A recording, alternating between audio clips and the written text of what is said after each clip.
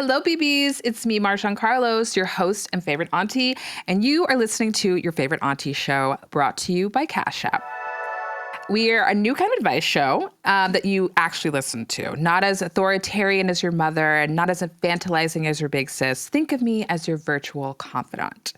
Today, we're talking with Keep It podcast mega host and the prince of pop culture, Ira Madison. This is a long time coming. I don't know how long I've been following his work, but I've been a fan for a minute, and we are going to get into Bravoverse, Roni, Leo's season, Lizzo, Fire Island, all the things, okay? So let's get into it, shall we?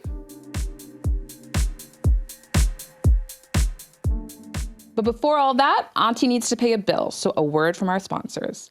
As you know, this podcast is brought to you by Cash App. With tools for saving, spending, and sending, it's the all-in-one place to level up your money and level up your life.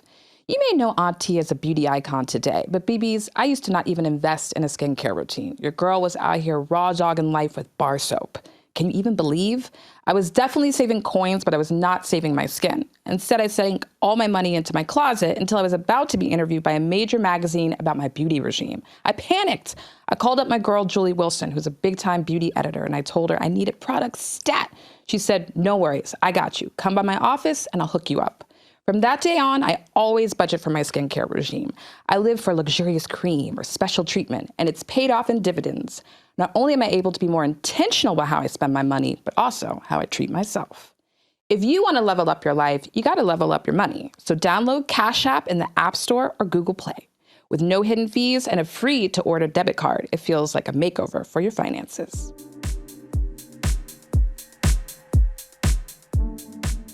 So this week's mess, y'all, I wouldn't even say it's like a pop culture moment. It's just, I would say that summer is a mess. I feel like summer hasn't been summering. I don't feel a connection to the city in the way that I used to. And I literally have also been like, where are the barbecues? Like, if no one's throwing a barbecue, no one's throwing the parties, like a rooftop party, or maybe I'm just not getting the invites. Like, I don't really know, but I don't really feel like summer is giving this season. And I don't really know why that is. And then I had to also be like, well, Marjan, this summer you're 40. And because, and I say this, I'm not trying to suggest that at 40 you give up, but I will say that you will look out at a party and be like, should I be there? Because it looks kind of young. And I don't know if I should be there. Like, I'm like very concerned about whether I should, like, it's too young for me. Not that I can't hang and not that I wouldn't show up and have a good time and know people, but just like, is this the vibe that I'm on right now? And it's this combination where it's just like, I don't really feel like it's coming together. And then I was having this conversation with my girl, Narenda, and she was saying, well, that's probably because you're supposed to be doing the things. Like, I'm supposed to be creating the events and the moments, and like, I'm supposed to have people over. Because I used to have people over.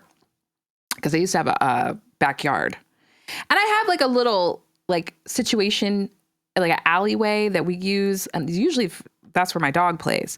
But I feel like maybe we could have like my fish taco moments back or something like that. Because as is, I don't think I'm going to go to the kids' parties. And I don't mean that. I mean, I'm not saying anything's wrong with it. I want certain things out of events now that they're not giving me. I also am on a different vibe. I'm not like pursuing anybody. And so I don't really see it as like an opportunity for me to like be on the prowl either. So that is also an annoying thing where you just have people in your face and you're like, oh my God, please get out of my face. I just want to be with my girls or my community, and I want to be laughing and drinking. I definitely want a seat. I'm not going to go to your event and you don't have a seat for me.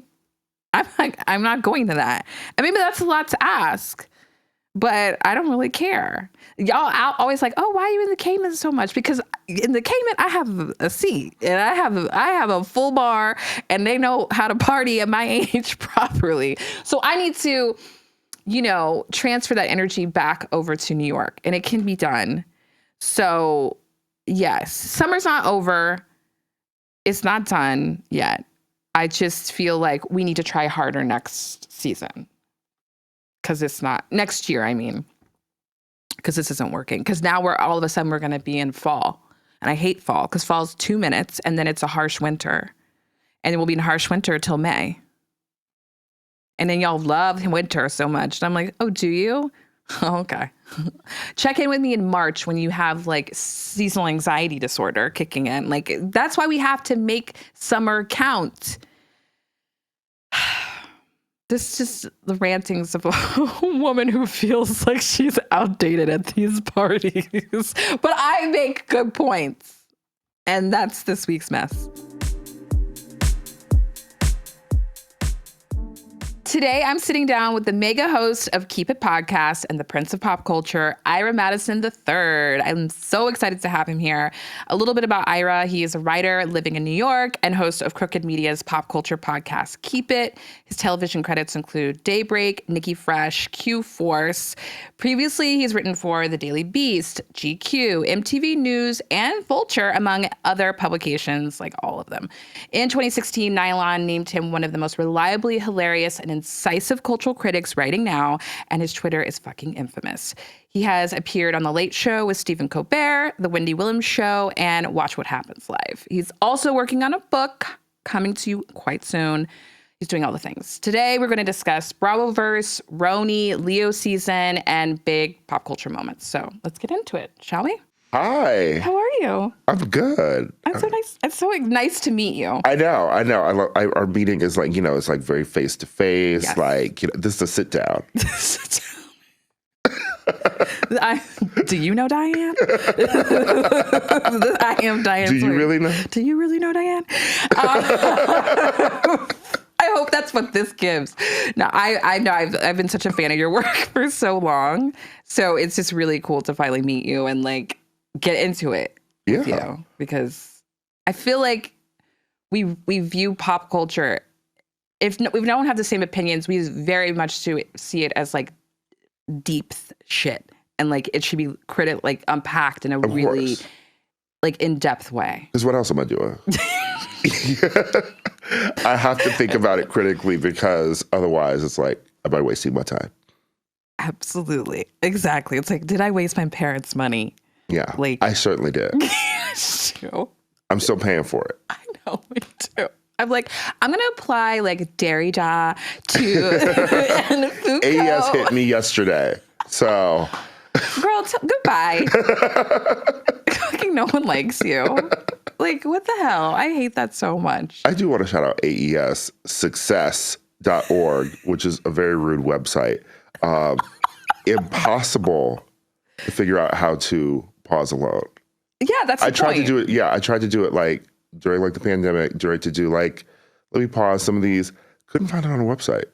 Yeah, that's the whole point. And then I just got tired. They want you to call them. I know. Then I was like, I'm not doing all that. So I just kept paying it. So you get trapped. Yeah. In a call with them. Yeah. And then they're like, we own you till. And I would rather do anything but be on a call. With them, especially. Yeah, especially with them. Yeah. No, I mean, like, seriously. I don't even know how I'm doing it. I'm just like throwing money away. Yeah. And hopefully, if I get a book deal, I'll just throw money from that to that. Like, that's what you think. But you're like, actually, but girl. I did not. I didn't do that. What did you do with your book deal money instead? I went to Paris. Okay, Emily. Okay, Emily. What did you do in Paris? You just like hanging out, the cafes, the croissants. Oh, I love I think I was in Amsterdam too, but that was just like, that was the first part of it. Yeah. So, for the girls who sell a book, so like, you get the book advance. Right. You get part one though. Right. Yeah. It's split up. Right. Yeah. Because they're not fools. Yeah. So I got the first part. The first part took me to like Paris. Okay, cute. Yeah. So the next part will come when the book is edited. Okay. Yeah. Okay, fab. And like, where are you right now in like the process? We are currently finishing editing the book right now. Amazing. Yeah. And then you get the next part, the third part, when the book comes out. Period. Yeah. So you can a lot of steps.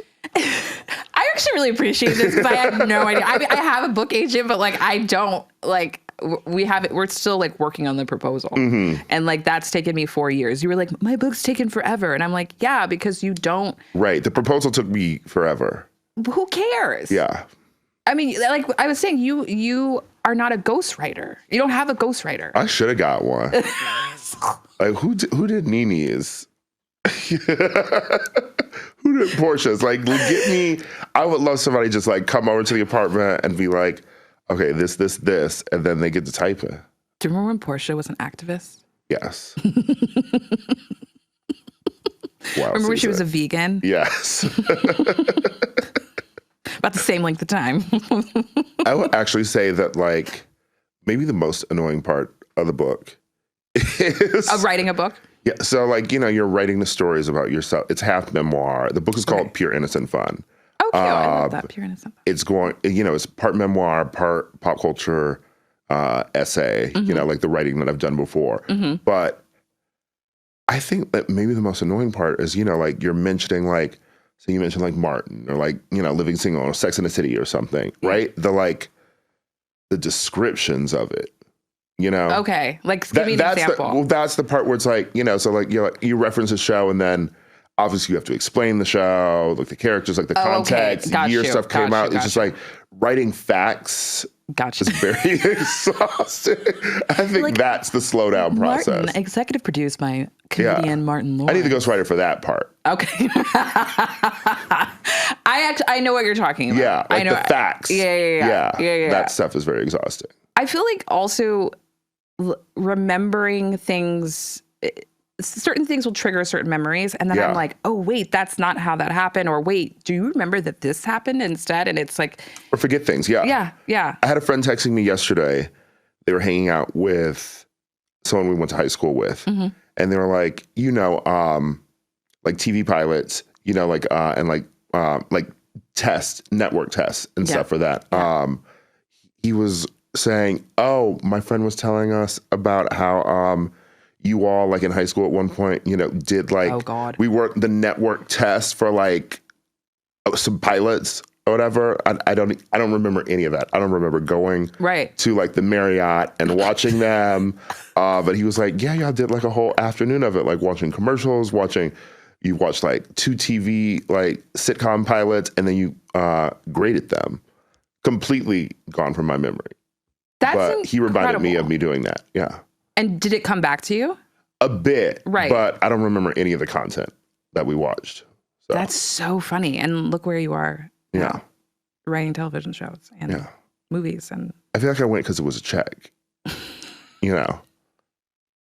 High school then too. Like it was high school then too. It was probably like a $50, $75 check or something. You're like, okay. That was big. Yeah. Honey, that'd be big now. Like, actually, I'll take that right That's now. A DoorDash order. Listen, okay. Exactly. That's an Uber somewhere. Yeah. Like, okay, I got you. That's so funny, though. I know there's a lot of repressed memories that I need to like unearth in order to finish this book. And I'm just trying to get through the proposal. But how is the process writing the book for you? Like, it's really good. It's weird because I feel like, the build up to sitting down, like, I want to write something was very much slow. Yeah. Nothing was coming. And now, like as you're approaching like the deadline, the second deadline. In another world, my book came out this year, but it's coming out next year. As you're approaching the other deadlines, it's like, well, like now it feels like things are flowing. Yeah. But it just takes a minute. It does. It really does take a minute. There's some days I'm just like, I don't want to fucking do this. Yeah. I'm just going to be on TikTok. I'm not John Grisham, I'm not pumping them out. You're not John. What was the other guy you were mentioning earlier? Tony Hillerman. Yes, Tony Hillerman. Yes. We don't know if he wrote like Navajo, I believe, like mysteries, but he was white. Right. So I actually don't know if I'm allowed to stand. Right, exactly. I'm going to look that up. But the books were good.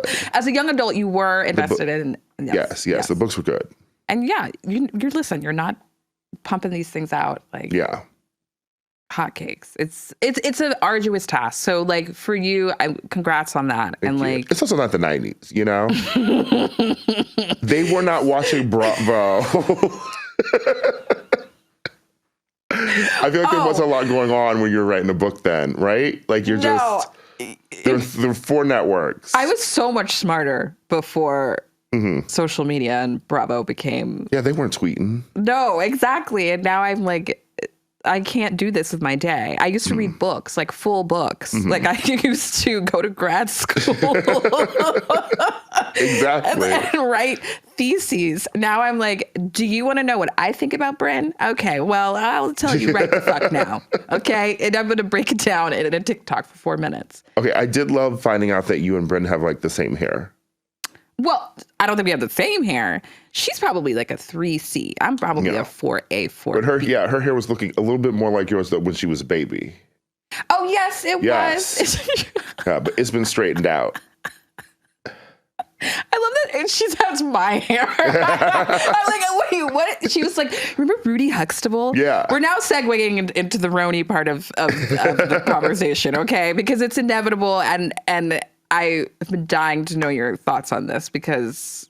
I am vibing with it. You're vibing with the new Roni. I'm vibing with the new Roni. Okay. Because I feel like it feels very like young, chicer New York. Yeah. You know, it's like Brooklyn exists, ish.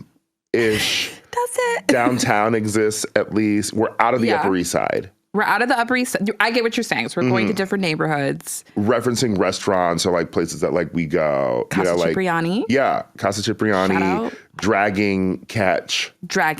Yeah. Because that was very relatable because I also would not be caught dead eating at Catch. I worked one day at Catch as a hostess. You did. And then I hated it so much. You fled. I didn't show back up. This is my like early 20s. I was like, I gotta go. Like, fucking hell. It was lame then, and I'm old as shit. So like, this is like, that's crazy. So yeah, you like it because it's a little younger, a little sexier. Yeah, I feel like we're still getting to know the women though. Like you're still in. Like, first of all, this is like episode 4. What people are like, I'm waiting for the vibe. Like, what's gonna happen? I'm like, this is the 4th episode. 3 episodes. Yeah, it's the 4th, and you're still getting to know people. You know, like people are still telling personal stories about their past, and like you're getting to know each other. Like we're not into the point where you know everybody, and they're gonna be at dinner like drunk arguing with each other. Right, about something that happened on social media. Yeah. No, it's that's true. Season 2. You need a reunion. You know, you need some beef to build. We definitely need some beef to build. I think there's some noticeable front runners. I do want the beef to be more about the cheese. Yes. Because it is giving like, do these women have issues around food? And as some of them, as skinny white women in New York, I think the answer is yes. Yeah. So well, because like Uba she's hungry. Uba said it. She said it. She showed up at like Aaron's house in the Hamptons, and Aaron is serving them caviar on Pringles, which is like kind of a vibe. I think I would eat. I would eat it too. Yeah. But I also think that if I'm going up to the Hamptons from the city, right, and there is only caviar and Pringles, it's a problem. There's going to be a problem because I'm hungry. No, I agree. I think there should have been spread. I think there should have been like a raw, like spread. And I say this all the time. Spread. We have a mutual friend, Terrence. Who do you see all the time? Yes, I see Terrence Edgerton all the time, and him. I've called him out about this because I've showed up at his house and like entertaining people, and I've said, "Where is the spread? Where is the spread?" I do not like showing up at someone's place where we're like entertaining. Yeah. Where is the spread? No, I agree. I totally agree. I think there are a few housewives that really get that very well. I think Marlo is definitely one of those. I think Kyle Richards is really good at a spread. The Atlanta girls do that. And I don't know what's going on with this production company this season, but like this season especially, I feel like every time you go to like one of their houses, like the camera's lingering on like, you know, like, oh, we're setting up this food, like here's some shrimp or like something. Yeah. I'm like, they have the platter. They have a platter. Season. That's all they have on Atlanta. That's all they have this season, and slow-mos. It's just the food. Of them walking into their fucking building or their house or whatever, and it's just like building nowhere. There's nothing else. There's nothing else. I don't give a fuck. They've had to bring back LaToya, Cynthia. It still hasn't made a difference at all. Like, before we get into Housewives Atlanta, though, we need to finish Roni. That's a whole other conversation. Don't get me sidetracked. Okay, so who are you loving? Are you loving Jenna Lyons? I love Jenna Lyons, and I wanted to ask you a question because she's been on the show before, and I really love her a lot, and I'd like her to be back on the show. We could talk about her reality television moment. I think that something is interesting brought up about her was that they're straight women. They're like cis-het women, and they're obsessed with her being queer. And it's like, do you know what I'm saying? Yeah. They're like, oh my God. Like, so you're quirky, you like parsley, you don't like dill, you like, women. Like they're just, they don't know what to do with themselves. Yeah. And I think that's annoying about her character arc. Yeah. Like they're all trying to impress her. They also maybe don't have a lot of queer women friends. So it's like giving awkward. It's that, yeah. I don't know. She also seems like reticent to be like involved. But that's also kind of funny. It's very funny, actually. When her leaving the Hamptons because she's like, I have a meeting in the morning is very funny to me. She went to her house. She's like, my house. Where there was heat. Yeah. And her fire ass car. Yeah. I love her car. She just has so much taste. Yeah. And I think she's probably wondering why am I hanging out with And the taste, I just want to point out the taste too, because like they keep trying to talk about the fact that she's always wearing like a button down and denim. I'm like, but it's crisp. It's a style. Yeah. They look a mess. They're very trendy. Yeah. They're very trend driven. Like Psy. Psy is the Instagram girl. The trends, they're not on trend. Zoom in on my face at that moment. Very Instagram influencer like looks, Absolutely. Right? It's very like intermix. I'm also like Net-a-Porter. What? This is ageist. What? But because like we're probably like around the same age-ish anyway. But I feel like, I don't know, seeing like an older like married like woman with like, I'm doing like an Instagram influencer thing. I'm just sort of like, what are we doing here? I mean, but like her vibe, I'm just like, I don't get what she, because like I'm seeing her on the show and she's interesting on the show. She's interesting on the show, but I feel like, would I follow her on Instagram to be influenced by her?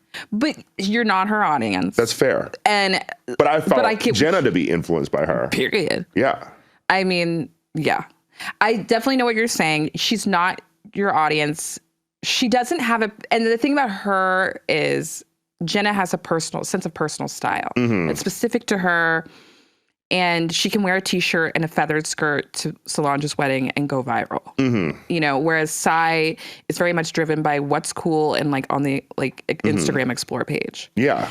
For some moms, that's aspirational. Okay. Jenna may be too... Don't come for me, moms. I was like, you're really gonna like say that? Like, but I think to certain groups of women, she is the aspiration where Jenna could be intimidating. But for us, aesthetes, we are she's not intimidating. She's like, that's like a lookbook. We're like, oh, that's fab. Like you have your own sense of personal style. You're wearing jeans to the Hamptons because it's cold and like, that's fine. But like Psy telling her that she has no style or she has boring style. I'm like, that's actually sacrilegious. And that's how I know you're not a fashion girly. Yeah. She's not I think that's actually what I was saying. She's not a fashion girl. She's not. She's money. She's an Instagram Explore page girl. You had it. Period. Yeah. I'm just saying, she can fight me. I don't care. Like, actually, no, I don't want to fight you, but I just want to win. No, she's from around the way, bro. Like, I was like, girl, don't be talking about that and bringing toilet paper to people's homes. That's just that was ratch. Gauche. That was ratch. That was really, really gauche. Yeah. Really, really bad. I have brought charcuterie to someone's house, but that is being helpful. Exactly. And you shouldn't go to people's homes empty-handed. So I didn't see any of those girls bring anything up into Aaron's house. Like Brynn Aaron brought that up too. Well, they did clock her. What did they say? Because you notice she was like, I hate like showing up like somewhere empty-handed, and then they showed her showing up to Genesis empty-handed. But that's the stuff like I'm looking for, that fun stuff. Like I also never show up anywhere empty-handed. I don't either. I always like bring a bottle of wine. Yeah. Or like, I don't know. Yeah, like you're saying, like hummus or something. You know, like come on, like let's act like I get sent a lot of free like stuff I don't want sometimes too. So sometimes that goes in a drawer, and then it's like going to a friend's house. It's like, well, here's a bag of beauty products. I really love you. Thank you for having me at your home. Actually, no joke. I have I live in like a West Village apartment. Yes, you do. With Carrie. I take out my laundry. Okay. Because I don't have a washer machine. Yeah. I was just like sent like a bunch of like laundry products, like some scents and stuff. I'm like, well, I'm giving it to my friend with the washer and dryer in their home. I'm like, totally that's a gift. Yeah, I think as media people in the media. And we are given free things. We should definitely give back when things come to the house. And we don't have. I often leave things in the lobby of my building. Just in the lobby. In the lobby. So if you live near me or in my building, I take it. It's free. I literally I cleaned out my beauty drawer and I just dumped it in the lobby. It was gone. Oh, that's great. In like an hour. I love that. I was like, bye. Yeah. I don't need this shit. Seriously. Okay. Back to Rhodey. Okay, so they didn't even think to bring beauty influencer gifts to their friend's house, Aaron's house. I think Jessel's kind of carrying for me. Oh my God. She's like a dark horse for me because she's so weird. Yes. And just like saying things without a filter and doesn't seem to get that she's being rude. And I find that very fun. It's very... I was thinking like maybe Aaron might be like the Ramona, but like Jessel's giving Ramona vibes. You know what? You're right. Because like the clip of like the upcoming episode too, like she's talking about Tribeca is an up and coming neighborhood. Oh, because she lives in Chelsea. which I found hilarious because like I mean Tribeca is kind of a dump. Oh, it's wealthy. Ooh. It's wealthy, it's bougie, but it's also a very, like, do you hang out in Tribeca?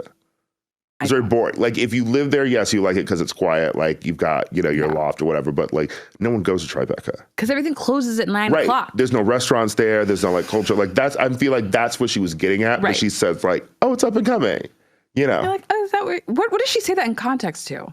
Because she's having...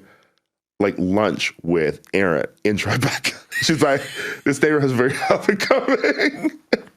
Are they like at the Aaron Odeon? in real estate, she's like, that's actually very rude to say. That's wild. Tribeca. Aaron is like, very mad a lot. She's a Cancer.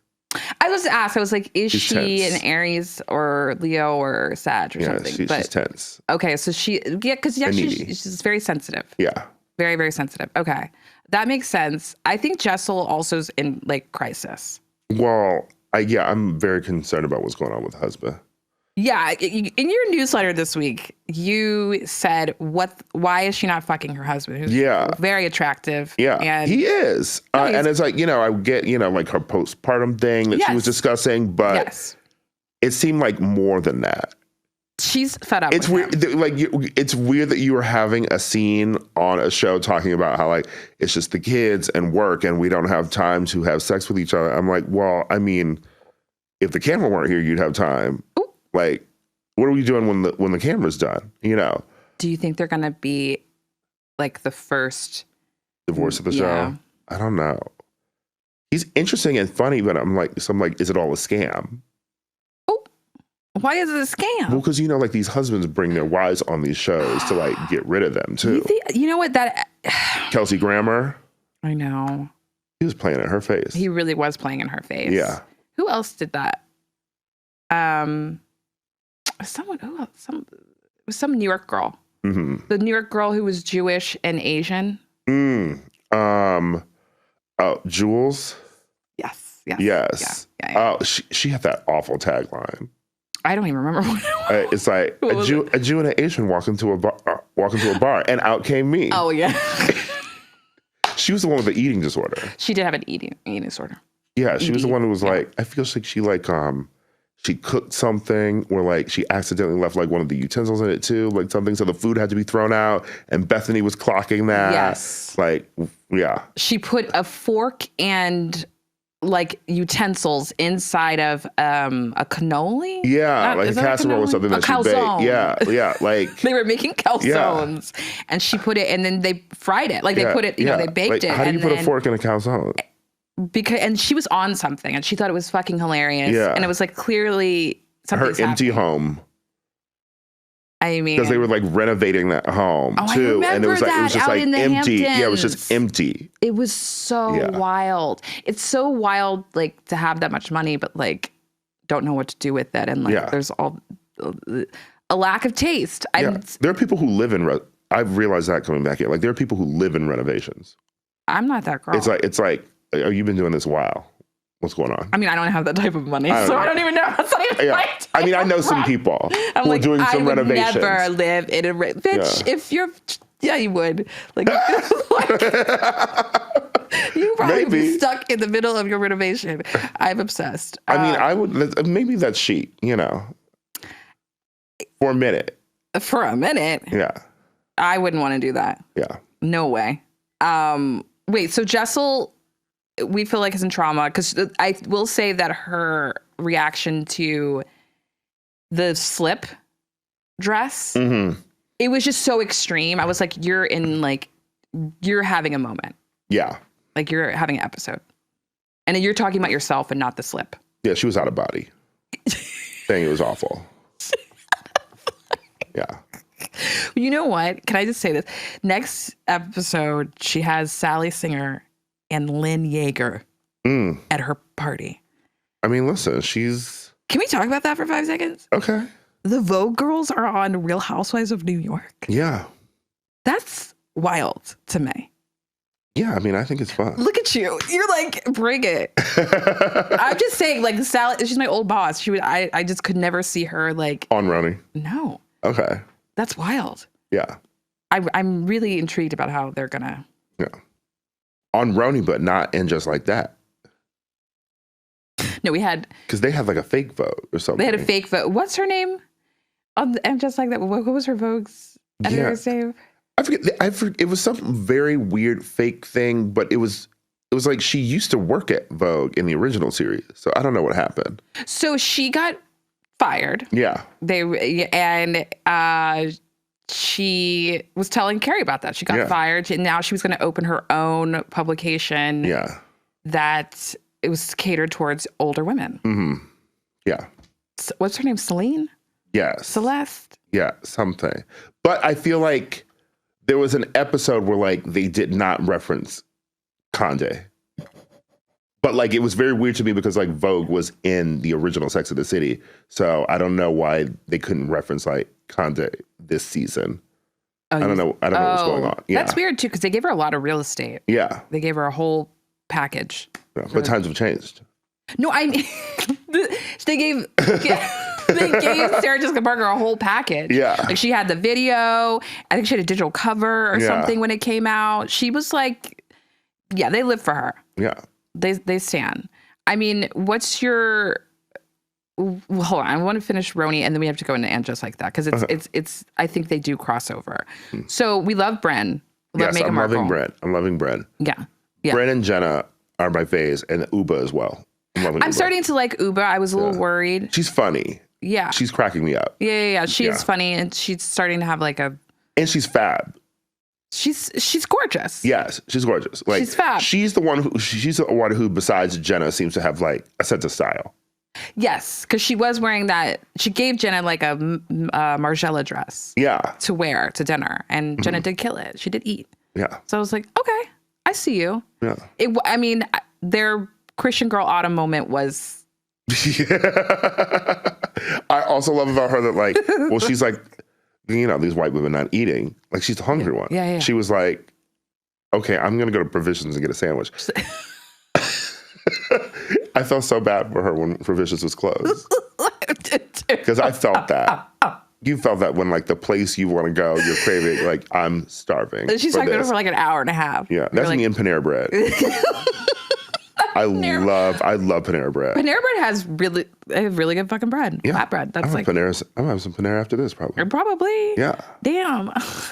Shout out to Panera. The super sandwich. Yeah. Sponsor me. I know. It sounds like you should have Ira Madison.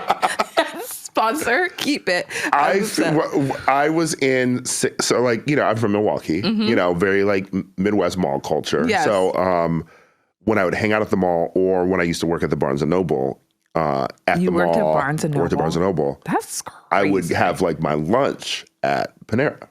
Right. So I truly remember like a few years ago, I was in SF with a friend and we're walking around and we're just like hungry. I was like, well, let's just go into this Panera. We went in. What happened? And I remember shocking my friend because we're being rung up. And I was like, oh, wait, I have a membership number. And I had some points on it. You had a membership number? It was still going. Active. It's still active. That's amazing. Yeah. It's like attached to your phone number or something or like whatever. Okay, yeah. okay. So, I love that. I love that. Yeah, I still have my Panera membership. So I get my points, my Panera points. I love that for you. Yeah. I actually there was a Panera across the street from my old job at Saks, and I would go in there all the time, and they had really good chai iced teas. So, I love a chai. I love a chai. Yeah. Who knew? Panera. You guys all go crazy over, what's that other place? Not Abam but the other one. Pret a Manger. Pret a Manger. Do we? I feel like Pret a Manger had a moment. What's weird is Pret a Manger is very... It's very popular in London. It's very popular in London. Yeah. Like, I feel like I get, when I get to London, like, go to my hotel or, like, anywhere, like, I'm like, if nothing else is open or around me, if I'm, like, immediately starving, I'm like, there's always a Pret a Manger. Yes. Right next to you where you can get a little sandwich. No, I used to work at Net-a-Porter, and there was a Pret a Manger. It was in a mall. Yeah. And their offices were in a mall, and I would go to Pret a Manger and get my like lunch every time I visited the London offices. And that's how I found out about it. Yeah. I don't know. I'm a Pret a Manger girl. I'm a Pret a Manger girl. Yeah. Pret a Manger, Panera. Bring back Quiznos. Where did it go? I just don't feel like there's any around, really. Probably not here. Yeah. We're not in the right district region.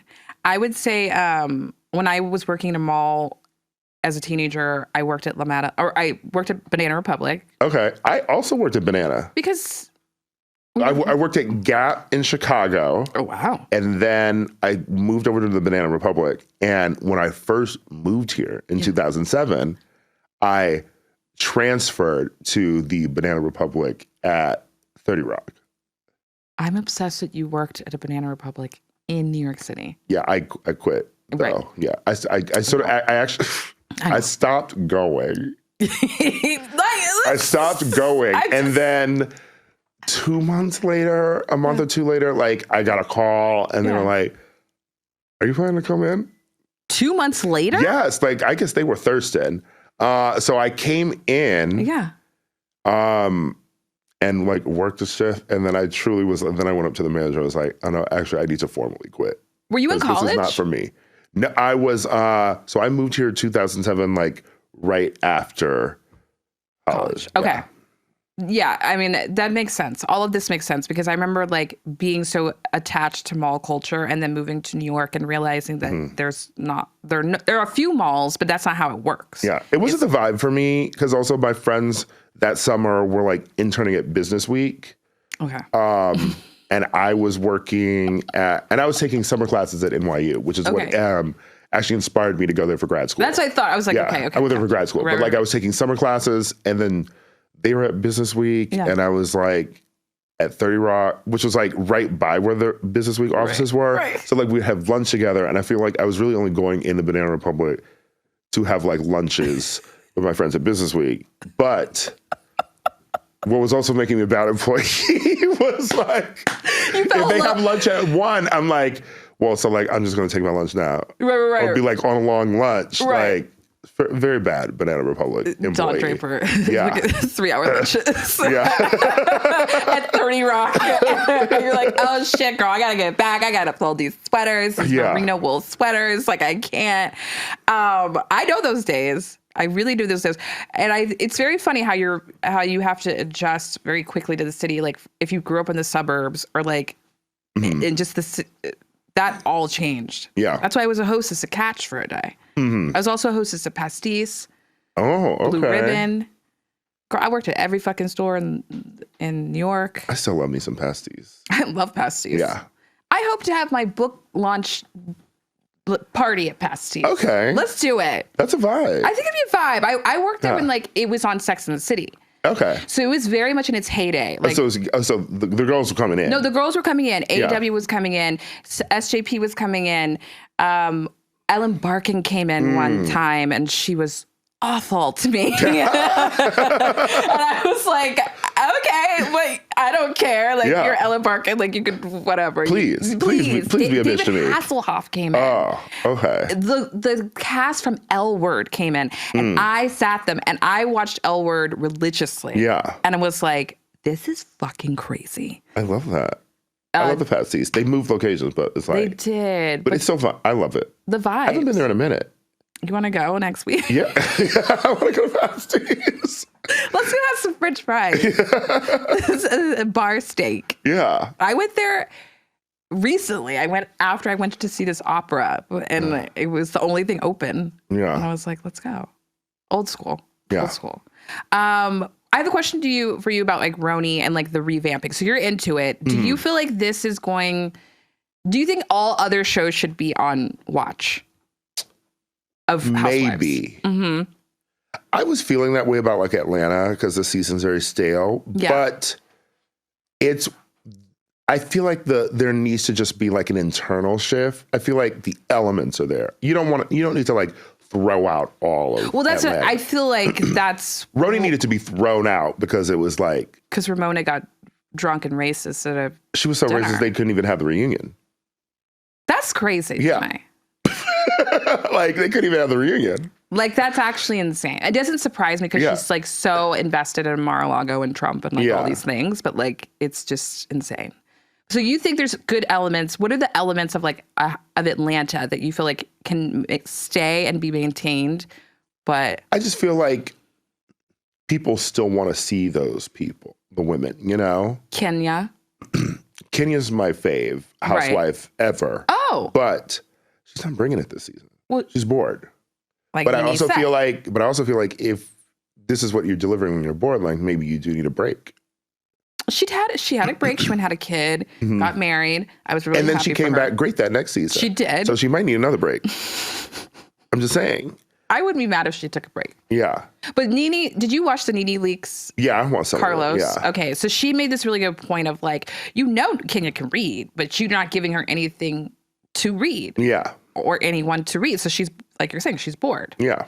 So I think the house that Nene built. Build another house, as Cynthia said. Cynthia, you didn't do nothing, but I know, but that's some good shade. Though. That was good shade. I did appreciate that in that interview, Nene admitted to the moments where she read, and she said Claudia did clock her, and I appreciated that. I am very confused though as why Carlos is just constantly like in the Bravoverse because he worked there. I know, but like. Oh, you're like, you have shows. But like he has shows that he should be working on. Oh. Like those like Love and Marriage. Oh. Like those like he should be working on those shows.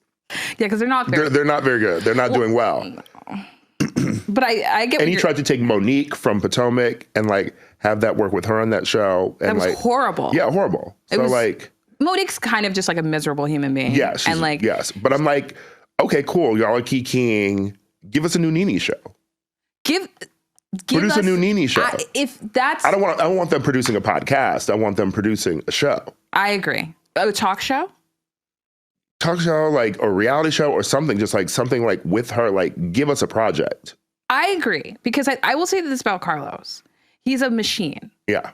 And he's a very good producer. He's probably one of the best. He knows what the fuck he's doing, but his aesthetics are off. Yeah. And so I think that the vision in and of itself is off. So like you're watching it and you're like, why is the branding like this why are you recording your podcast in a closet where I can see your tennis shoes? Right. And Nene was like, yeah, I'm not going to be on your show until you create a fucking set. Yeah. And I will show up. And this set was beautiful. She looked beautiful. Well, the champagne flute.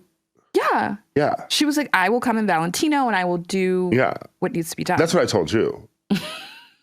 I said, no IG Live. Yeah, basically in 2020 or 2021, it was must have been 2020. I reached out to Ira to be on Your Favorite Auntie, and he was like, girl, I'm writing a book. I'm writing a television show. I cannot do it, but I will do it at some point. And I was like, okay, that's fine. That's fine. And then all those things got canceled except for the book. So I am very free, and I'm on strike. So I am very free. I am very free. What do you think? Do you feel like reality television is now going to reach new heights because of the strike? Like, is it going to? Well, I feel like the girls want to strike themselves. Like Bethany, Everybody should strike, to be honest. Everybody should just be. Everybody everywhere. Oh, period. Yeah. I mean, speaking of the UK, like. Period.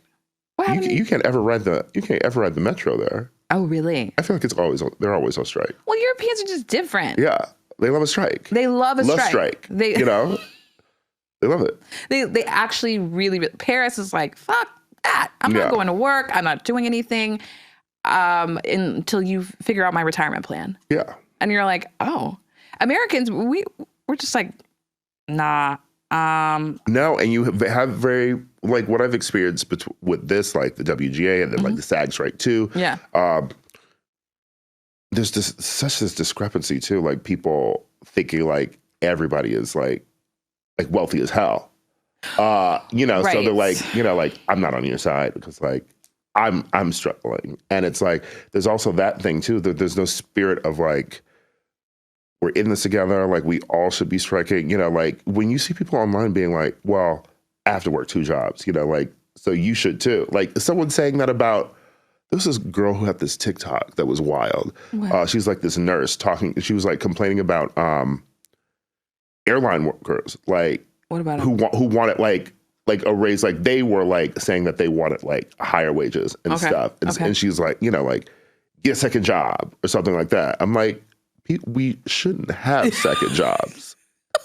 I don't want my students are like the people working on the plane to be moonlighting to pay their bills. Especially not the pilots. Yeah.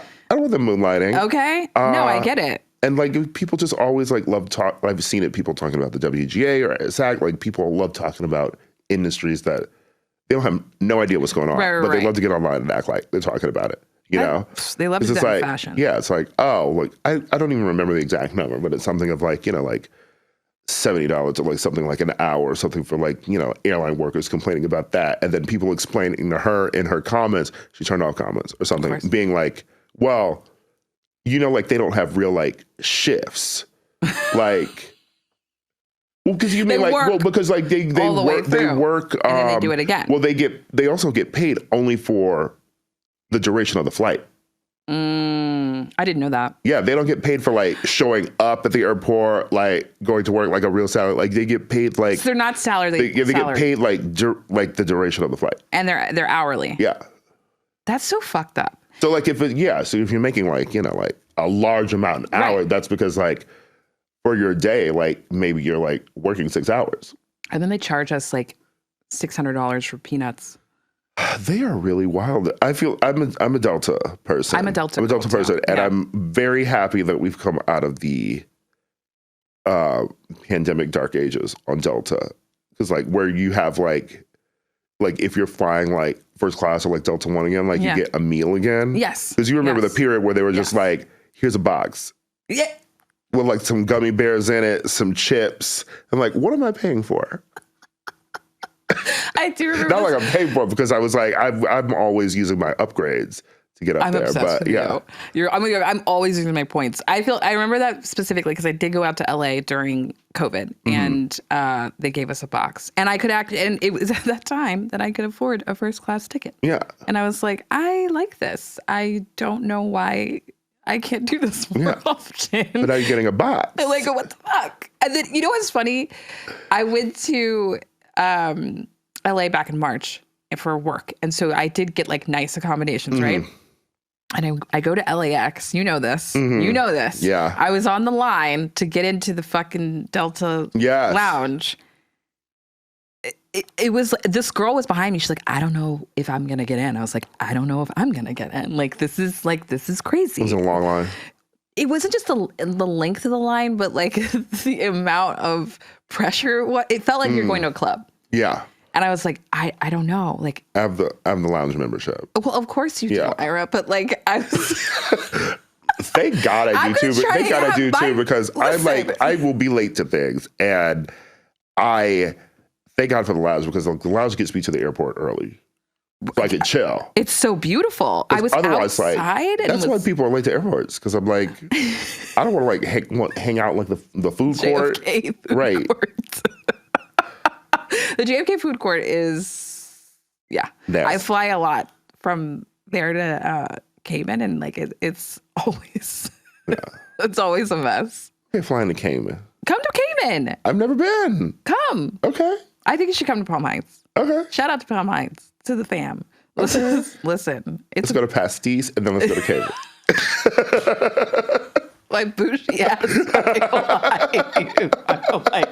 You want to go? Okay, let's do it. Like, that's what I do in my lifetime. Okay, I actually want to ask you about some other pop culture moments too that are going on. Do you think that Lizzo's dancers have a case?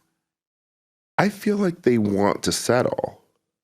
I feel like you're not going to TMZ or like News Nation and being like getting it in the court of public opinion unless you want to like force her to settle. Okay. You know? Okay. Right. So you would do it, you would go to court. I don't think they want to go to court. Right, exactly. Yeah. Okay. So they want money. Yeah. But do you think that they have a case? Ish. It's very nebulous to me. It's very nebulous to me too. Yeah. But then I was thinking about, I was like, oh, I guess within the context of work, that is wrong. Yeah. Parts of it, but then other parts of, like feeling like, like you need to be out and like, be around your boss for like favor and stuff. I feel like that's very much like every industry, I think so too. Yeah. I think most bosses today really want the people. I mean, like, I just feel like that's very natural, like FaceTime with the person who's running things like that helps, Yeah. No, I agree. There was a lot of vagary around the weight comments. Yeah. So I was like, but again, and like, if that was your experience, they're not suing for that, I thought they were suing for like, that's just part of it. But like, like it's demoralizing and stuff. But yes, but like the weight comments and stuff like aren't a part of the suit. But that's what all the headlines were leading towards, because it was, very much like Lizzo's not practicing what she preaches. Right. That was like the headline. And people were I thought it was so intense. When I first heard about it, I was like, guys, it's Lizzo. Like, stop. Like, it's not going to be a thing. Yeah. But then it was relentless. Yeah. I don't know if it was a slow news week or something, but like. They've been after her. Have they? I feel like they went after her. Really? I feel like some people just don't like Lizzo. I thought she's like so well praised and beloved. I feel like people who are like very positive or like seen as like corny, like, like sort of drum up like people just disliking them online, From my vantage point, I feel, listen, I'm not a Lizzo, like I'm not her listener. Yeah. You don't go to SoulCycle. I do Pilates. Oh, okay. And my girl is like listening to the Boiler Room while we do Pilates. So I'm like, so it's like, it's a very different vibe. She said, you don't go to SoulCycle then, girl. You ain't listen to Lizzo. I'm like, no, I'm listening to ambient music while I do Pilates. You're going to ride to Juice. God, I can't. People who listen to Lizzo also loves size It's close. Just gonna say that. Anyway, so I don't know. I just thought she was like infallible. Mm-hmm. I guess is what I'm trying to say. Yeah. And like, I didn't think that she could be taken down. Yeah. I don't think we don't know if she can be, to be honest. No, I hear you. Yeah. I just, oh my God. Yeah. Last thoughts on And Just Like That. I mean, that's like another episode. I know. Such a separate episode. Okay, well, you saw my newsletter. I was like... Yes, I did. I was like, let's just kill Ada. Why would you say that? I saw that. Okay, so just because I feel like the original... So the one thing... My one comment about And Just Like That is does it feel just like the old later season, like Melrose Place, or even like Kashmir Mafia? Like, it just feels like a... I loved Kashmir. It just feels like a B-list soap. It definitely feels like a B-list soap. But the original series was a comedy.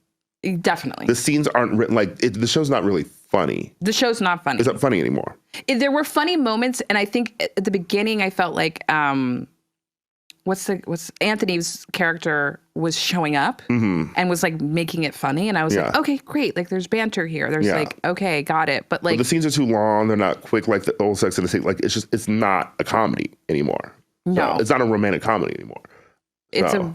It's a what would we call it? Like you're just calling it just it's just a drama. It's a B-list drama. Yeah, it's a drama. Yeah, with a lot of money. Yeah, I also think it's a very expensive drama. It's a very expensive drama. The clothes for me also really fuck me up. Like seeing Sarah Jessica Parker in the color palette is really depressing for me. Mm. Like it's like very like dreary, like autumnal colors, and it's Carrie would never have worn that. Yeah, it's very bad outfits for her. And Nicole Ari Parker is like, Nicole Ari Parker looks great. Looks great. I think she should have a spinoff. I would love a spinoff with her like Seema. Well, Seema needs to. But Seema needs a story. Seema needs a story. Seema's chic, but has no story. And her acting's a little stilted. Yeah. I don't know. It's really hard to get into her because I know that she's a great actress outside of that. Like they don't give her anything to do. Like she was in Kama Sutra. She's she's running around looking for her Birkin. And she found it. Yeah. When she went to like touch a dog. I was like, yeah. Seema would never pet a dog. Yeah. So it's very, she seemed to be more like Samantha-ish right, at first, but now she's not really Samantha-ish. I can't wait for this Samantha scene. Me too. I wonder where they shot it. I wonder, like, is she in a hotel room? Like, it's going to be, I think it'll be glam. She shot it by herself. Yeah. It's probably just a phone call. Yeah, it's definitely a phone call, probably. Like, but it's glam. Pat Field came back to style just her. Shade. Yeah. So she's going to look good. Shade of that. Yeah. Yeah, she's going to be wearing some vintage, like, Ungaro. Mm-hmm. I see it. Yeah. I see it. I don't want Aiden to die, but I agree with you. I don't think Aiden is. I feel like if the show was still a comedy, like, like he get hit by a car or something and be funny. I don't know. So doesn't it also feel like the show is purgatory? Because like all these people from the past like just keep reappearing, and it's like it's very weird because like yes, people do reappear from your past in New York, but it feels very much like it's a waiting room for death because it doesn't seem like we're the new people they're meeting. They're not going out. They're not doing anything. They're not experiencing the city in any type of way. All they're doing is going to lunch. I'm like, can they go to an opera? People can they always go joke to a show? Like the fifth character is like New York City or something. It's like, but New York isn't really a character on the show. It's really not, and I just don't understand why they're not out. Yeah, like go to an opening, go to a press dinner. Even when they went to okay, that's what I meant. So like. Not about Condé Nast. That's what I meant earlier. They couldn't call it the Met Gala. Oh, they were calling it the Met Ball, which was very weird to me because it was like Vogue was on Sex and the City. So like, why do you have to call it the Met Ball? Like, did Anna not approve? Obviously, couldn't go up the steps. Yeah. Maybe she didn't like the scripts. Probably not. If AW has a scene. I would live for that. She's like, hello, Carrie. And it'd just be like, that'd be it. Like, that's her only line or something like that. Yeah. No, that was... It's very disappointing because I think it's a show that didn't really need all this. We didn't need all this. And I think that in this iteration, it's a little too much Sarah Jessica Parker and not enough Carrie Bradshaw. And I think that that's what I have a real big problem with. Not that I don't love SJP. It's just that that's not the show I'm watching. Yeah. I mean, I do watch it every week. Obsessed. Yeah, we'll watch it tonight. Yeah, I mean, I'll watch 19 seasons. I'll watch 19 seasons of it. You know, on the note of it being very SJP, I do get that because so there was like an article about like the books that Carrie is reading. You know, like there's like books like around the house, and then like she's carrying like a book like in scenes and stuff, and I'm like, I believe that like SJP, is reading, like Alexander Chee or something, you know? I do not believe that Carrie Bradshaw is reading books. No. She likes coffee table books. She's not reading books. No. Even though she's an author, she's not reading books. And there was a Colson Whitehead in one of the episodes. I'm like, Carrie Bradshaw does not know who Colson Whitehead is. I'm sorry. She does not. And that's no shit, no tea, no But that's like who she was. That's who the character was. She's got like a coffee table book. Right. Like the Rihanna coffee table book. If she's got the Herb Ritz. Yeah. And if she is a person who like reads like Colson Whitehead now, like how did we get there?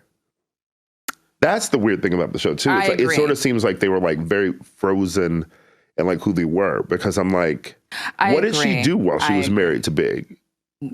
She wrote books. Yeah, wrote books, but like never knew what a podcast was. like what was she doing? She wouldn't say the word vagina. She was just writing books. She was writing books, and she was a rich man's.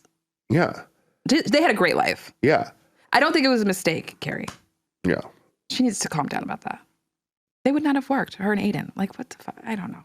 Yeah. But I agree with you. It's like, where is the evolution? How do we get from kind of like the last time I saw you, you were in Abu Dhabi, to now you're like actively, I don't know. And it's a story about like sheets. Yeah. And it's a story about, like single independent woman who, married a rich man and then just gave up and wrote a bunch of books. And then he died. And now what do you do? But is that my bio? Is that what I'm going to do with my life? I don't want to have to wrap this up, but we kind of have to. But we're going to segue into audience questions, which are also just as fun and spicy. Okay, great. So, we've actually kind of talked about this. MSB Spectacle wants to know, what should Nene Leakes' next project be? I think she and I should link up. Let's go. Yeah. What would you do with her? I'd do a new podcast with her. Or a talk show. Yeah. I'd like our version of Crappy Lake. Please don't go to a scary white old town. Please don't do that. That's so triggering. Yeah. I love that. Yeah. Okay. Let's do it. No, I would love to see a new Nene project, Yeah. I think so, because something personality based, but like that Crappy Lake thing, like something personality based, but like put her in a different environment. Just like let those juices start flowing again, Because for me, she is the cultural zeitgeist. She is, and I think that But what are we doing with them? Nothing. Like we've literally kind of thrown her away, and it's really sad. But she continues to trend on social media. She like the things that she says 10, 15 years ago are now in Bia songs. Bling bling bling. Like that's. It's never going. My book title comes from Nene. Really? Yeah. What? Yeah. Cute, innocent. Pure innocent fun. Oh. Yeah. In season one, she has that quote, she's like, it's unfortunate that people can just change something that's pure innocent fun into drama. I really hope that she's at your book signing. I hope she writes a blurb. Yeah. Have you reached out? Without a lawsuit. I'm kidding. Bravo owns that. I'm obsessed. You're like, actually, before we get into a show together, listen. But no, I stand. Yes, I want a Nene comeback. I want a Nene comeback. I think it's time. I think she and Annie But I need want to let something it go. creative, and like I feel like she needs to move on from that relationship. Like, because I don't think there's going back for that. I agree. Yeah. I think you're in my heart of hearts. I'd love for her to come back to Real Housewives of Atlanta, but I think you're right. I think there needs to be a different iteration. And she admitted in this interview that like Wendy cut her feet off and like disallowed her from getting that show. And I want her to have that opportunity. So yeah, let's get into it, shall we? Sassy Pants Jackson wants to know who's the best new Roni, but we kind of, you love Jenna and Bren. Yeah. Period. Thoughts on the original Charmed series? This is from S_Perlice. I mean, that show was iconic. It was. I love watching Charmed still. I mean, it's always on TNT. It's always Charmed has been on TNT since I was in high school. Yes. I feel like I used to get up in the morning, like going to school, and like there'd be like an episode of Charmed on at 7 a.m. Like when you were sick? Yeah. When you were sick? I was on a plane recently, and I didn't fly Delta for once. I was flying like United or something. And I was like looking at the live TV, and Charmed was on. I was watching Charmed on the plane. That's incredible. I loved those girls because they had the looks too. They did have the looks. They were really, really cute, and like it was Rose McGowan in her I wouldn't say prime. I don't want to say that, but peak era. She was. I think she was with Marilyn Manson at that time. Yeah, and but she was later. Oh, she was. Yeah. Oh my God. Shannon Doherty and Alyssa Milano. Oh my and God. Holly Marie Combs. It was. Yeah. I love that Alyssa Milano is an activist now. Something like that. Well, she was at the Supreme Court hearings, and I was like, "How did you get from Charmed?" Room for everyone. She tweets. She tweets. Yeah. Yeah. Her and the other girl from the WB. Yeah. Sophia Bush. Sophia Bush, yes. Yeah. I love Sophia Bush. No, I think I love her. Yeah. I just was I was kind of shocked. She's getting a divorce. Yeah. But she's very sweet. She came on Keep It before. Okay. And I think she's a lovely person. I you never really care about like a lot of people's like personalize their business, but like I really like wish the best for her. Aww. You know? Well, I feel like she's has a lot of like, unlucky moments in love and life. Oh, I didn't know that. Yeah. Well, I knew she was with Chad Michael Murray, and then I saw that recently she was getting a divorce, and so I was like, and I believe like a previous fiance passed away. So like, yeah. Damn. Yeah. You want the best for her. Oh my God, I didn't know that. Yeah. Okay. I feel you. Yeah. I feel you. I feel bad for her now. Yeah. I'm sorry for bringing up her divorce like that. Sophia Bush. Yeah. The best of luck. I feel like she's unplugged. She's not going to see that. She's unplugged. Well, she was an unproblematic white girl. Yeah. So, yeah, there's a few of those. Yeah. The One Tree Hill girls were. They actually really came out and said the things that needed to be said. Yeah. And One Tree Hill was that girl. One Tree Hill was that girl. I did think it was it was B-list at the time. It was B-list Dawson's Creek. I thought it was boring until it got crazy. It was so crazy. they were like, we're married and we have kids. And they're it's like, you know what? Let's just be Melrose Place on the WB. They really were because they sped it up. Yeah, because they did the time jump. Yeah. They really did. And I think I watched it a lot when I first moved to New York and it was during the time jump era. Yeah. She had like a brand. Yeah. We love that. Yeah. And like was a millionaire. Was it Girls Over, what was it? Chicks Over. I don't remember. It was a female empowerment brand. Anyway, do we know if Doja Cat is okay? I don't pay enough attention. This is someone. What a question. I know. I don't. But I stand. Yeah. I think Doja's doing some weird things right now. I think I'm going to her concert. Oh, okay. Because like Ice Spice is also opening for her. Is she? Yeah. I was like, I don't really want to pay for Doja Cat tickets. For like floor, like not in this like Renaissance era, But someone said they had an extra ticket, so I am going. Oh, well, that's what's up. When is she coming? Yeah, I don't know. Well, Doja Cat I just is a agree with performer. things. You just hear things. I just agree with things. Yeah. And then the day of, you're like, truly, I agree. I agree with things, and then like the day before, people remind me of them. Okay, well, I guess next week I'll remind you that we're going to Pasties. Yes. The day before. Yes. I'm obsessed. No, We do need to go to Pasties. What? We do need to go to Pasties. Okay, yes. I got your number. Week after next, though, because next week I'm in Fire Island. Of course you are. I'm SEMA. I have my share. I can't wait. Are you going with Terrence? No. Oh, Yeah. She said, no. No. I think he's going to be in Miami. Okay. Yeah.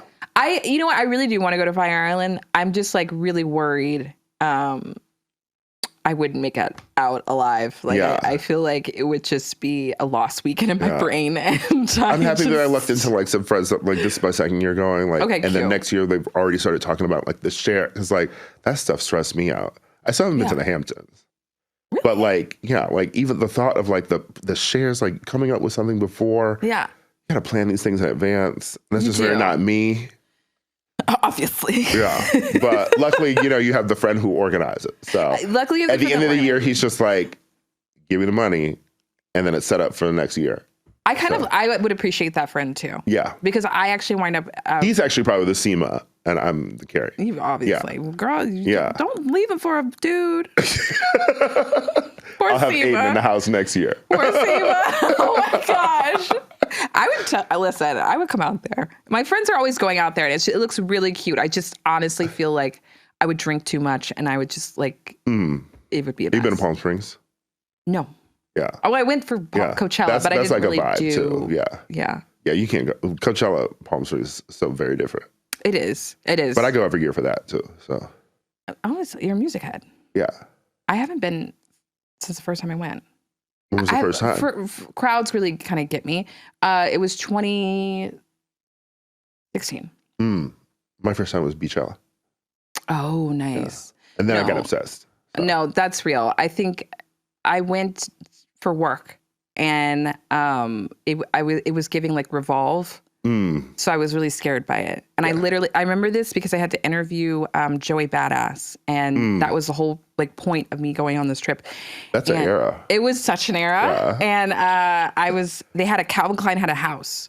And it was just like a really cool lounge with free food, a pool, music, whatever. I just stayed at the Calvin Klein house all day with my girlfriend that came with me. I love that. With me. And we just were chilling and we were hanging out with Joey Badass. Yeah. That was my Coachella experience. Okay. Yeah. That's just like basically hanging out at a house in Palm Springs. So I have not been to Coachella. But Baychella, that's amazing. Thank you. We were talking about Doja Cat. But I will say this about Doja before we move on. I love her. I think she's an incredible performer. I think she's probably the best performer of her era. And I think that she has horrible taste in men. Yeah. I think that on that. They all do. Someone asked, splitting bills at dinners sounds crazy to me, but some people live by it. I think they mean like on a date. Because I'm like, if I'm out with my girlfriend, like. Well, I don't know. Like sometimes people talk about that too with like if you go with with a group of people, like if you just split it, I feel like. Oh, right. We just do that. Yeah, we just do it. There's always debates about this online, but I feel like I am not.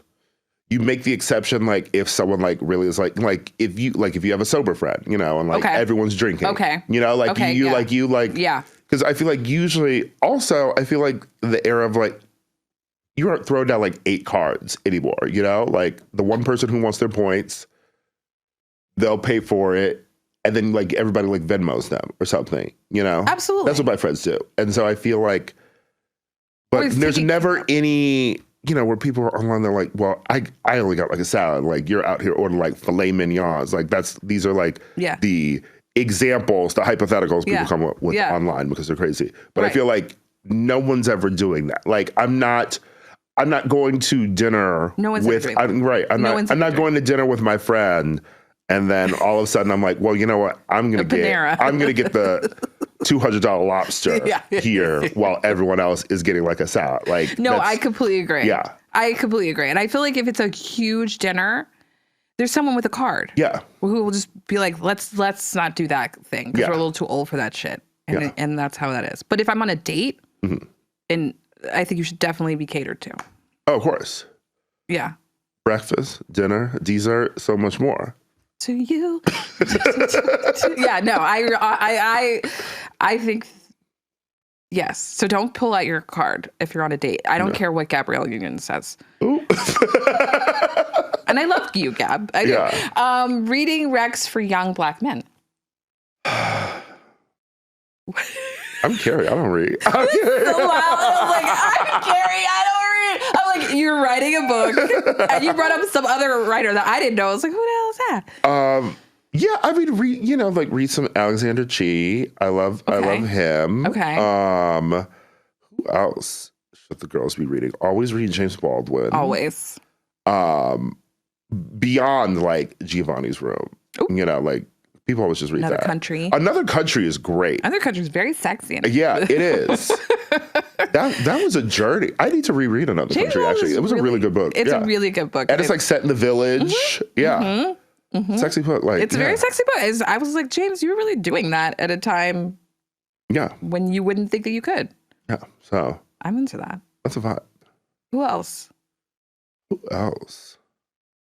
You know what I really just reread? Who? I read Dracula. It's vibe. Read some Bram Stoker.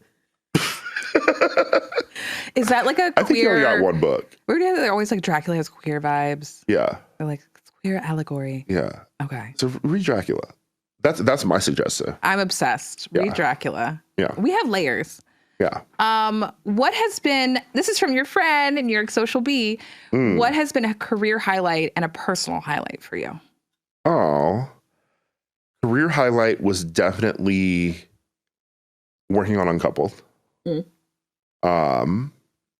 I grew up watching Sex and the City, Melrose Place, so getting to work with Darren Star, who created that show, was a career highlight for me. So, yeah. That's amazing. Yeah. How was he? Great. Yeah. Yeah, a Leo, just like me. So, crazy, just like me. I love Leos. Yeah. My boyfriend's a Leo, and I'm an Aries, so it's just like, it's a vibe. It's totally a vibe. I think Rihanna's baby's going to be a Leo. I hope so. It's like the most Leo thing about the baby. Like, my mom's Rihanna. I'm like, of course your mom's a Leo, and Rihanna, and you're a Leo. Like of course. Jesus Christ. That's very cool. Yeah. Anna Mowry wants to know about your trip to Colombia.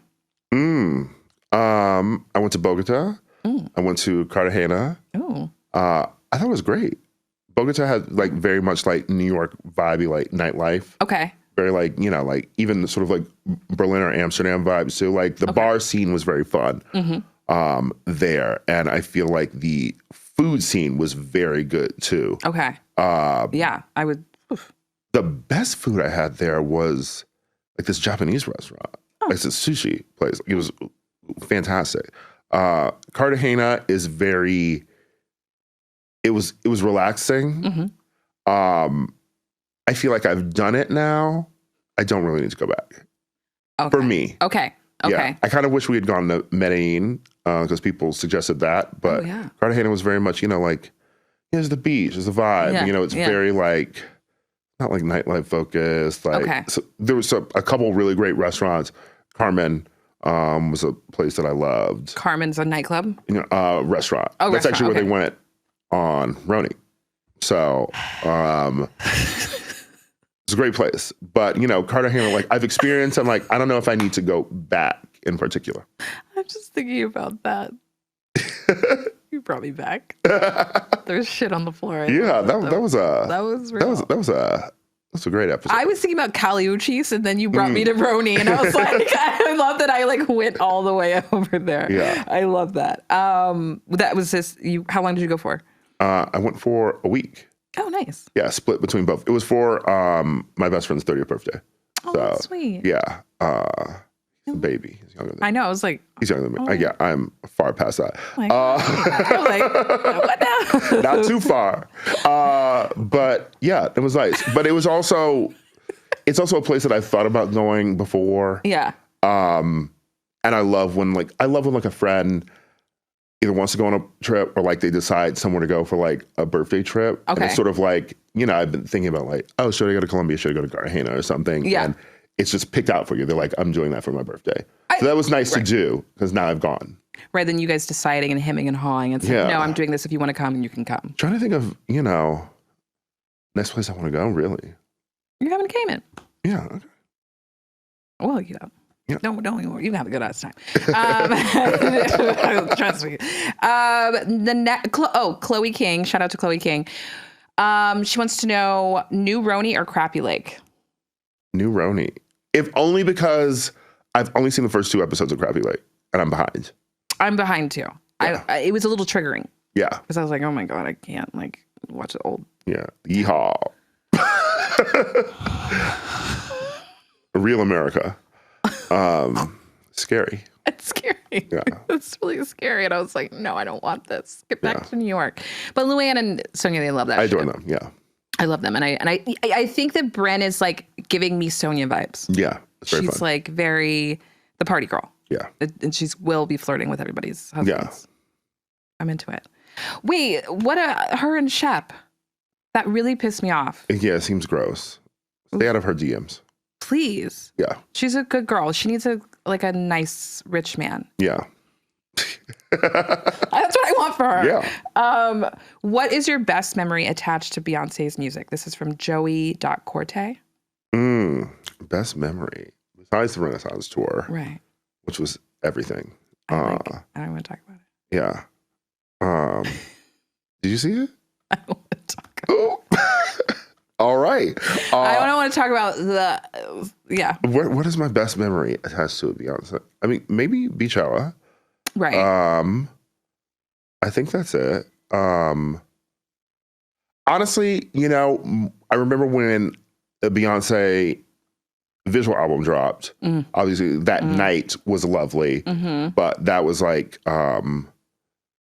December like 13th or something. Yeah, I remember that. But like I remember that like my friend Cameron every year in LA used to have like a New Year's Day like cookout, like you know, he cooked like the Black Eyed Peas and stuff. Cute. Yeah. And I remember we did that, you know, like a couple weeks after like the Beyonce album had dropped, and like we all just watched the visual album like and ate, and like that was a lovely moment. And I remember. I love that. Yeah, and he didn't live in that apartment anymore. It was like this like old rickety carriage house. This old rickety like apartment he had in Los Angeles, and now he like owns like a home in the hills that he's renovating. So he's living in renovations. Yeah. So it is. Living. It is a vibe. Yeah. To live amongst your renovations. But he was living next door. He lucked out that there was a rental of like another place that was like cheaper. So he was like living next door while the renovations were going on. That's how you do it. Now he's just renovating, like I think putting a pool in. Me too. Yeah. Or a hot tub. That's what I'm trying to get to. Yeah. Let's manifest. Yeah. For 2020. I'm trying to manifest. Listen, he's a TV writer as well, but he did like Empire, like he did network shows. Oh, okay. And I was busy doing canceled Netflix series, which is why we're striking. For the residuals that he got that I don't have. Listen, Ira, there's so much coming your way. Like, are you fucking kidding me? Like, people think of you as the one. Like, you are the pulse. Oh. And like, they tap into you and are like, what are you? I'm checking for it. Girl. I know. It must be really daunting to be like, what am I going to do next? Like, if finish the book. Finish the book. Yeah. Go to Pastis. I'll just be. Should I write at Pastis? Set up my little MacBook Air, type in the corner, eating some steak frites. Really are fucking. The oysters there are great too. They're amazing. I was just about to say, I was like, we could go for oysters and. Yeah, you know one of my favorite places oysters in New York City is Hudson Clearwater in the Village. Oh, I've never been. Yeah, except they scammed me. What? Why? Well. So they have a specific like lunch brunch menu. Okay. And so like the oysters are only in the evening. So I went there for lunch with a friend recently and I was like, let's have a little like oyster, white wine lunch. You're so my people. I swear. And they were like, actually the oysters are for the evening. And I was pressed. So, I'd be pissed too. Yeah. And it was it was one of those things where it was like we were having lunch because it was in between, like he had like the hour block between he had like meetings and things. So like so you couldn't go. Otherwise, we would have gone somewhere else. No, I get it, and I specifically, one of my dreams is to open an oyster bar, and it would be very much like catered to Black folks, Black creatives, because I still do that. I really do. Yeah. And my favorite oyster bar ever is Found Oyster in Los Angeles on the east side. I'm writing all these down. Found Oyster is fantastic. Because I'm just like, I'm a fiend for, I prefer East Coast because I like them smaller and grinier. Yeah. But yeah. It's a really good place. It is, they don't take reservations, so you have to wait. But who are you? Yeah. But it's great. Found. But it's one of those, like, it's like a nice little like east side place where it's like, and they actually have a really great orange wine. You and I were talking about orange wine earlier. If like you could just get like my friend and I always get like just a bottle. Okay. And then we're just drinking it while we're waiting for our table. Because you find out you be drinking a whole bottle of orange wine. And there goes Friday night. Yeah. I swear. Yeah. I would be worried about, like giving away like my favorite spot, but like I don't live there. You don't live there anymore. Yeah. So I know. I think in New York. But I do like to gatekeep. I'm bringing back gatekeeping. We talked about that the last episode. Yeah. Bring back gatekeeping. And I said it was like a moat. I don't want to share this with y'all. I don't want to share with you. No, I know. It's actually really hard, I think, to be a public persona and not share. Yeah. Like, because you are a public persona. So if, let's say you were like, I love this brand of shaving cream or whatever. People would buy that shaving cream based off of your suggestions. And you're like, fuck. Like, I'm like, where's the check though? Yeah. Yeah. Cut the check. Yeah. Turn that goofy down. Yeah. It's like one of my favorite Nicki songs. We love Rank It Up. It's one of my favorite Nicki songs. Yes, I'm an elder barb. Okay, well, I don't really want this to end, but we have to wrap it up. But this was we're going to Pastis. We are. We're going to Pastis. Pastis in 2 weeks. I mean, yeah, we got to go to Pastis. Because we have to go to Fire Island. Yes. And I'm going to see it on Instagram, and you're going to like have a good time. Yeah, I'm ready for Pastis. I hope you have a little romance out there. Yeah, we'll see. I need an Aiden for next year. You do. Yeah.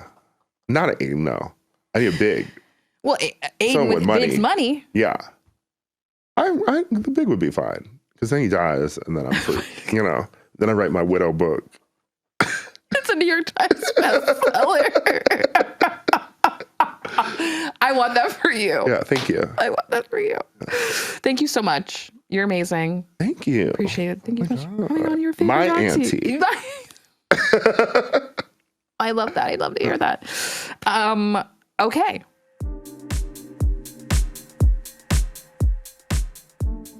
On this week's Ask Auntie, Yo Soy Cami asks, advice for authentically sharing your creative work, writing, persona on social media.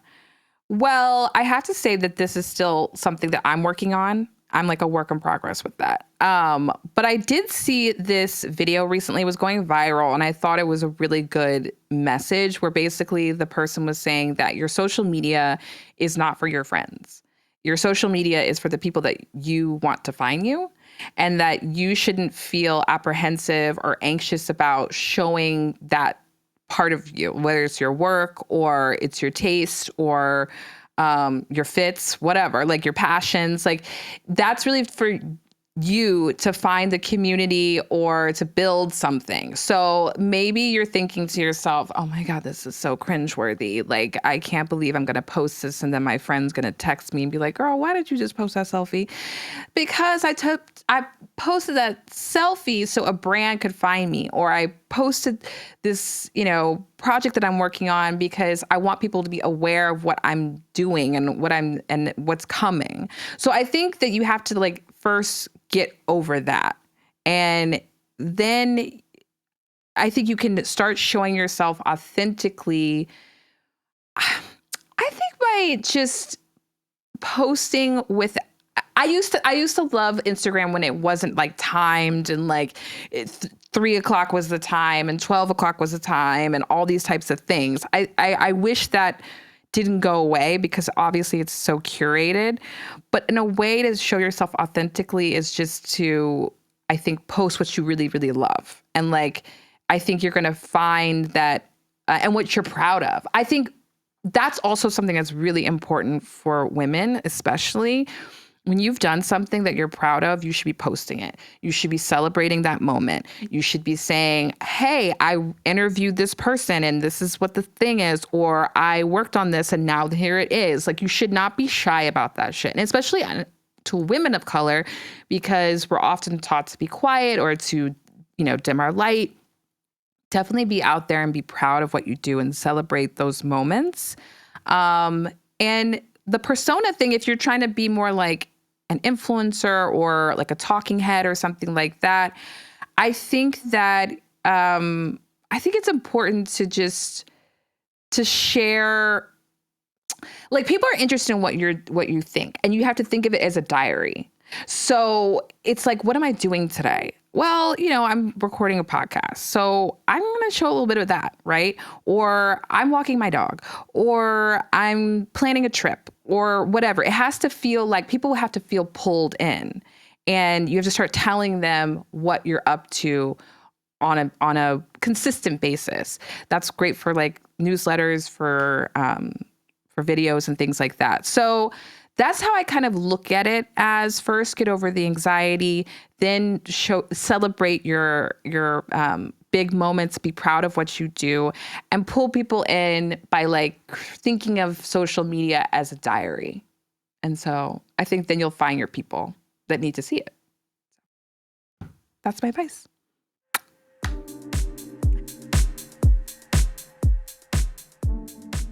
Well, that's it, folks. Thank you so much for joining me today. And I hope you are walking away with plenty of nuggets to sink your teeth into. So much love to our guest, Ira Madison, and our sponsor, Cash App. Your Favorite Auntie is produced by Narinda Eid, and our editing is provided by Full Court Studios.